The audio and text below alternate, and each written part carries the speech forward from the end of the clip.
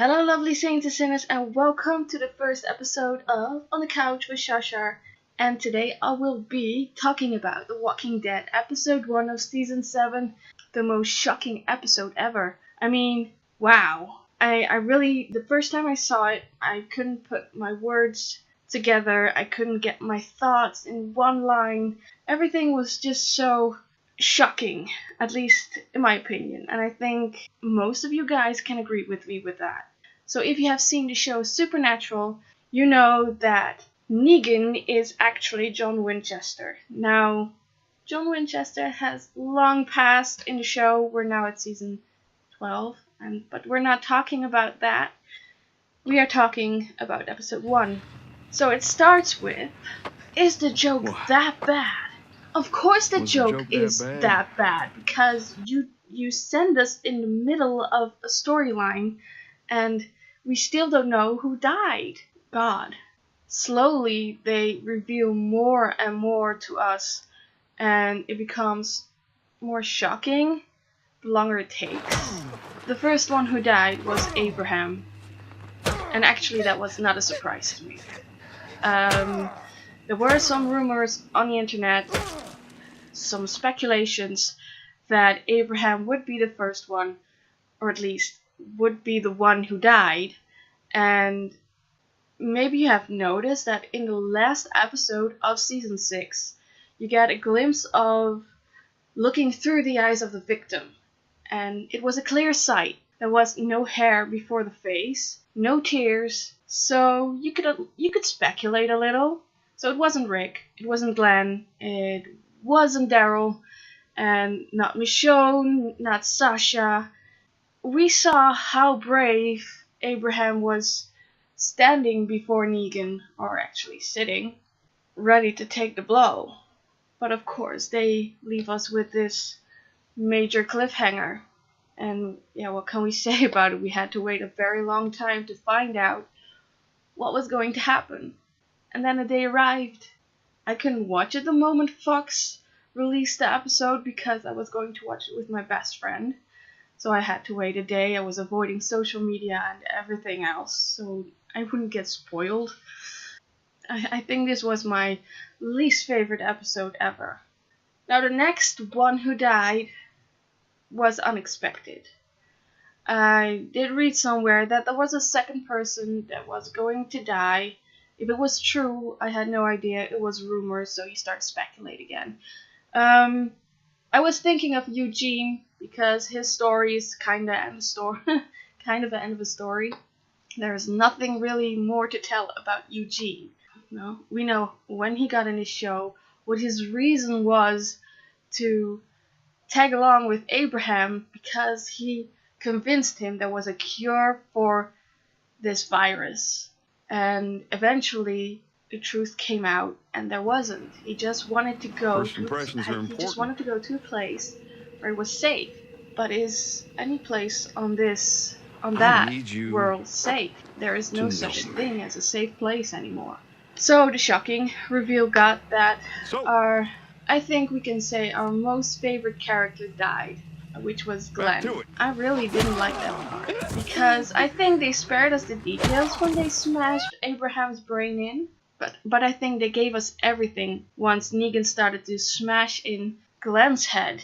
They showed us every detail. His eye was out of its socket, and still he was standing there, unable to talk, but able to, I don't know, interact in some way. He's not really interacting with others, but you could see his suffering. He was hit so hard that his eye came out of his socket, and I had to look away.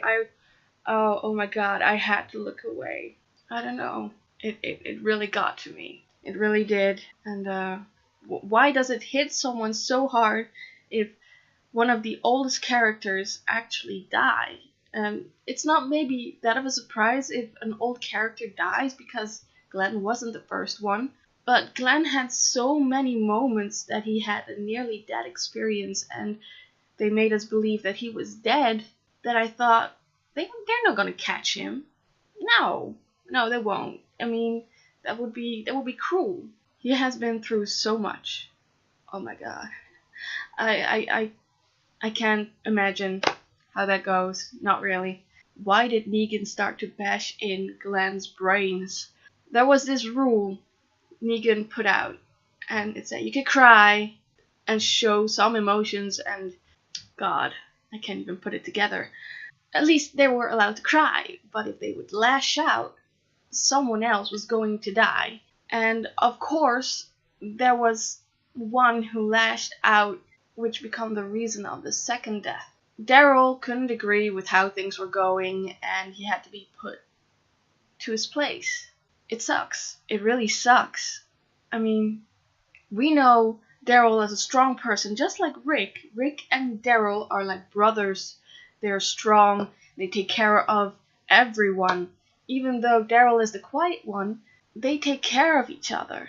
It's amazing how it's amazing to see this group develop into such a strong family, and Negan tore it apart. Literally. Okay, not literally. He smashed it apart. There. Negan wasn't done yet. No. Rick had this look on his face that it didn't suit Negan. He didn't like it. It had to change. He needed Rick to be submissive. Let's say it like that. When Rick didn't change his expressions, he started for someone that means most to Rick, which was Carl. And I thought, no, you can't mean that. You can't do that. Negan really made me believe that Rick had to do something that a father should never do to his child. He was actually forcing Rick to chop off his son's arm, and that is so sadistic. I can't put it to words. And I said, no, please, no. The moment when Rick was ready for the blow, Negan stopped him. And I was like, yes, I don't know. I hated this episode so much because I've grown quite attached to the people on this show, and actually, who doesn't? So when the oldest get hurt or they die, it hits you. I've seen a YouTube video on how people's reaction was when they saw the scene when brains got smashed in. We all knew that it was going to be Abraham. At least I knew. For some reason, his story was done as well. That's why I was aiming for Eugene or maybe Sasha. Or Sasha has no one left. Sasha lost everything. I mean, she lost her boyfriend Bob and her brother, and God knows what. She lost everything when it comes to family and true love. And I thought it was going to be either Sasha or Eugene, but I didn't expect it to be Glenn. And you can call me naive for that, because I know it happens in the comics. Did they really stick with the story of the comics? No, not at all, because they have to make it surprising. They have to make it showable to every one of us. The story has to fit, and it's different than the comic, entirely different. But this time they stick with it, and I'm not saying this was the first time they stick with it. Will I miss Glenn? Absolutely. I mean, he was an impulsive, quick Asian hero. He was one of my favorites, absolutely. Last time I read something about Kirkman, how he picks his victims. Let's just say once he gets too attached to a character and he wants to give them more screen time, he ends them. So who's gonna be next? I mean, I don't know. I really don't know. AMC, you ruined John Winchester for me. John Winchester was like a hero to his sons, and yes, he screwed up their youth, but with a good reason. John Winchester was a freaking hero to me, and he died.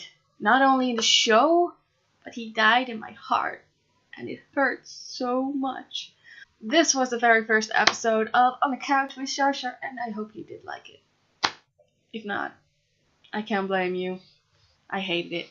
I don't hate my own episode, but I hated the first episode of The Walking Dead Season 7. There was just no.